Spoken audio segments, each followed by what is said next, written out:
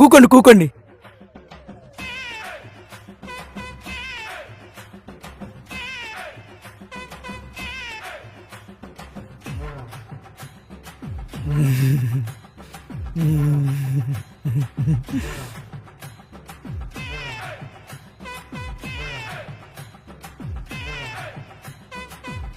ఏ సంజు, ఎప్పుడొచ్చావు?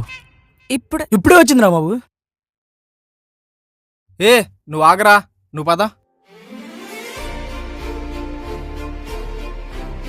కూర్చో. ఎవడసలు నసగాడు? మా ఊరి నుంచో పనుని తెచ్చుకున్నాంలే. So disgusting. వాడి గురించి వదిలే, వాడు చెత్త నా కొడుకు.